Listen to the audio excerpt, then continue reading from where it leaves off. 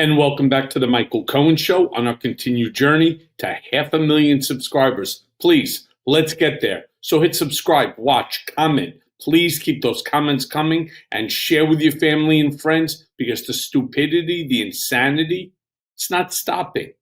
What's not stopping? Well, Bullshit Barbie is back with another press conference. And I would say that I, missed her pressers, but they just make me angry. Now, in a moment of complete irony, Karoline Leavitt spoke about Iran being a totalitarian regime. Play that clip. One more, Carrie, because I promised you earlier. So the Ayatollah Khomeini came out and said that Iran will, quote, never surrender to the U.S. That being said, what remains to do with the possible responses from Iranian proxies in the region and even in the U.S.? Look, we saw the Ayatollah's video, and when you have a totalitarian regime, you have to save face. I think any common sense, open-minded person knows the truth about the precision strikes on Saturday night. They were wildly successful, and it's what led to the ceasefire agreement between Israel and Iran, which the president is very grateful for. And the United States of America remains prepared to defend our assets and our personnel in the region. And again, I would just emphasize the success of the strike that took place on Saturday night, and the world is a safer place because of it. Thanks, guys, for coming today, and you'll see the president at 4 o'clock. Thanks. I mean, it's truly amazing. Again, just show us the evidence. They don't want to show the evidence. They just want to tell you about the evidence. And by the way, if it was truly successful, which I don't know if it was a total obliteration, but it was definitively there was some successes, how about just concentrate on those? Now, Leavitt then tried to compare the way Obama and Biden dealt with Iran to Trump's attack last weekend. Play that clip. The Iranian regime was weeks away from being able to produce a nuclear weapon that would threaten the entire world before President Trump took this decisive action on Saturday night to obliterate their nuclear capabilities. The contrast in leadership could not be more clear. Barack Obama and Joe Biden sent pallets of cash, American taxpayer dollars, in a failed attempt to buy the Iranian regime's compliance with a weak and ineffective deal. President Trump sent a fleet of American warplanes to destroy Iran's ability to produce a nuclear weapon. The United States and the entire world are safer because of this president's decisiveness. Despite agenda-driven leaks by the fake news media aimed at undermining this incredible accomplishment achieved by President Trump and our brave fighter pilots, there is broad consensus emerging already that Iran's nuclear capabilities were indeed destroyed. Yeah, I don't even know where to start with the inaccurate statements. One, Biden and Obama sending pallets of cash. By the way, I want you to Google it. The cash that they sent was actually seized Iranian money that the United States had been holding for over 2 decades. That's just the first of the misstatements that's coming from our press secretary. Imagine. So a reporter then goes and asked if Trump would consider reinstating security clearances for former officials as the tensions continue to rise with Iran. Play that clip. In January, President Trump revoked security details for several former administrations, including Mike Pompeo, Mark Milley, and John Bolton. Given the heightened tensions with Iran right now, is he considering restoring those security details? That's not under consideration right now. Fran. Okay, sounds like a pretty affirmed answer, right? The whole purpose of giving the security clearance to former individuals in these positions of power is that when you do have crises such as we have right now with Iran, you have people who actually have some historical perspective. Now, she also goes and speaks about how Trump used Truth Social to direct Congress to defund Voice of America. Truth Social is now the official line of communication. You can't make this shit up.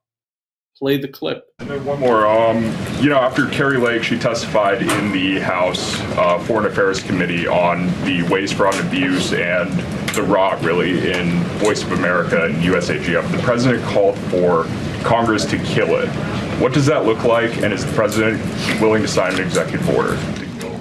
Well, I believe that action would have to be legislative through Congress, and the president directed Congress to get that done in his Truth Social post yesterday. If there is any executive action that can be taken to cut some of the waste, fraud, and abuse or do away with the program entirely, I'm sure our great Deputy Chief of Staff, Stephen Miller, is already looking into it. And if it can be done, it will be done here at the White House. But Congress should act as well. I'm so blown away by the responses coming from our press secretary. I mean, it's really hard to just imagine that she is actually the press secretary for the President of the United States of America. Meanwhile, Leavitt then brought up Zohran Mamdani, right, winning the Democratic mayoral primary this week in New York City. Now, I'm going to do another video on this, but I do want to show you what Karoline had to say about it. Fascinating. Play the clip. Desk. So it was a great meeting, and Republicans are very unified. And we also talked about the mayoral race in New York City and how the victory of the Democratic primary candidate really shows how far left and unhinged the Democrat Party has become. And Republicans truly are on the right side of every issue in this country. We are on the side of no men in women's sports, on the side of low taxes, secure borders. So that was the topic of discussion. And the unity was strong and the camaraderie was high. And I know everyone looks forward to being here at the White House for the bill signing. Again, she lives in a world of delusion. Now, let me be very clear. There are many things about Mamdani that I don't particularly like. Now I'm going to have to, I guess, explore more about him and his positions, as I would have to say I was probably more aligned with Cuomo than I am with Mamdani. Meanwhile, Karoline continued to rant about CNN's Natasha Bertrand. You really can't make this up. A journalist being attacked now by the White House for reporting on the Iran strike, not as this administration wanted it to be reported as. Play the clip.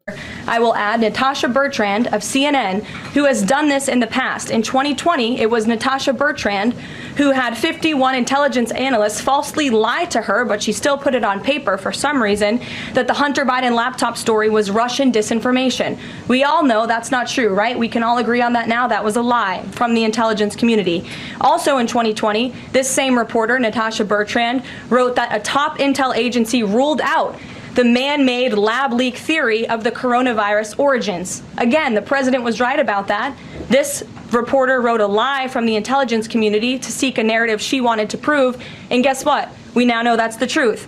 Also, in 2024, Bertrand pushed the suckers and losers hoax. She also pushed the fine people hoax, which was taking the president's words purposely out of context.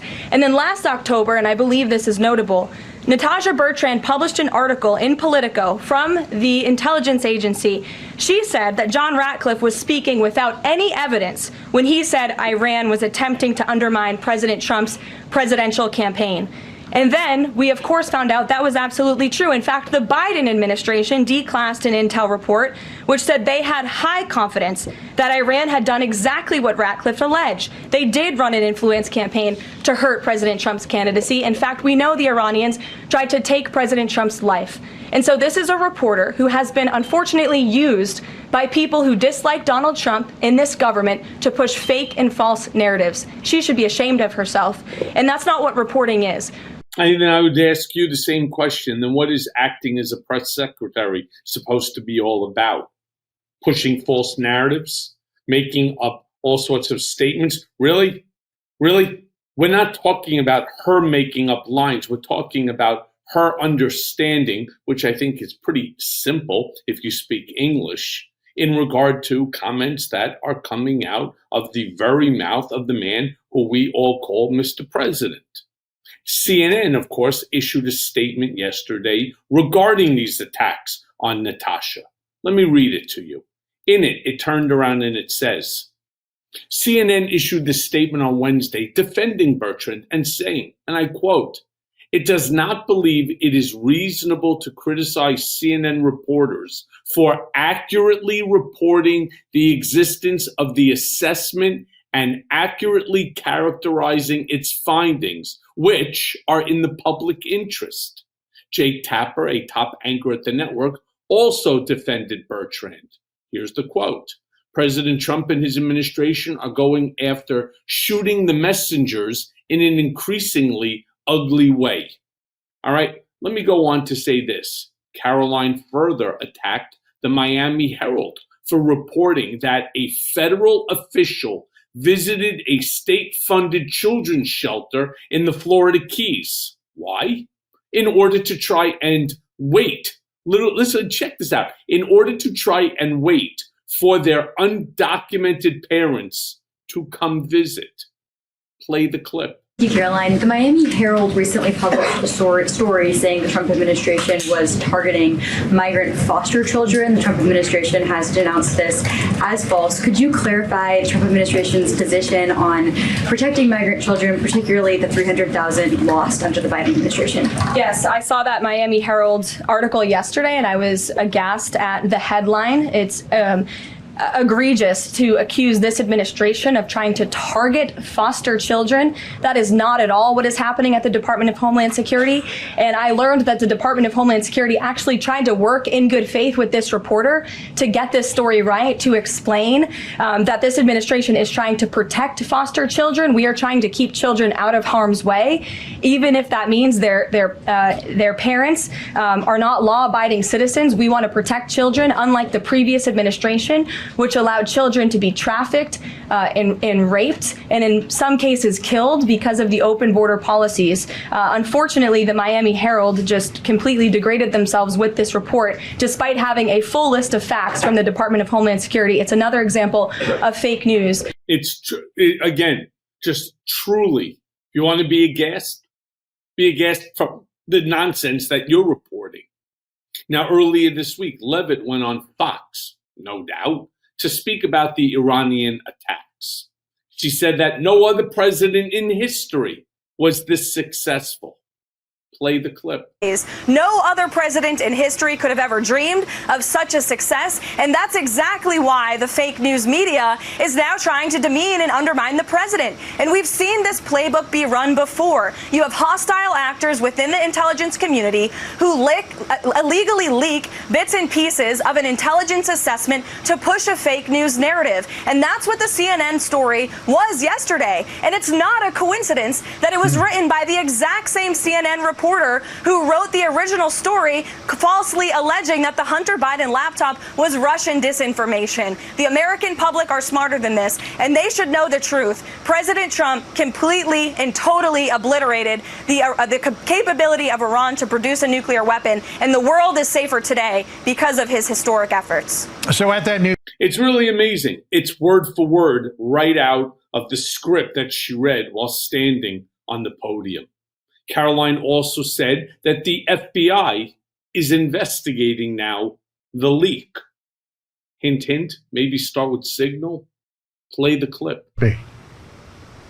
I am told by the FBI the leak already is being investigated, and it absolutely should be, because this was a top secret intelligence analysis that very few people in the United States government had access to see. And so I understand the FBI and the Department of Justice are already on this, as they should be. And just to emphasize what our great special envoy Witkoff said last night, for people with common sense, everyone knows what happens when you drop 14 30,000-pound bombs perfectly on their targets. It doesn't take an intelligence analysis to understand that means complete and total destruction and obliteration. And the President of the United States, because of his decisive leadership in directing that operation on Saturday night, has now achieved a goal that the United States and the whole world has wanted to achieve for years, and that's the obliteration of the capability of the Iranian regime to possess a nuclear weapon. By the way, no, it does not. And in fact, nobody knew the capabilities of these bunker buster bombs, including the president, because they've never been used before. Look, let me say this. In my Substack of today called The Truth Always Finds the Leak, I write, let's be honest. This isn't about leaks. It's about fear. fear of accountability, fear of facts, fear that the institutions designed to keep executive power in check might actually do their job. And so, in true Trumpian fashion, the move is to preempt, to deny the oxygen of information to anyone who might pose a threat to the narrative, i.e., Natasha Bertrand. And that's why I say we must continue to grow this community. And as always, thanks for listening. Hey, everyone. First of all, thanks for watching. I mean, we're going to be posting daily episodes with reactions and talking about politics. We'll be talking about everything, in fact. So please like and subscribe. Join us on this journey.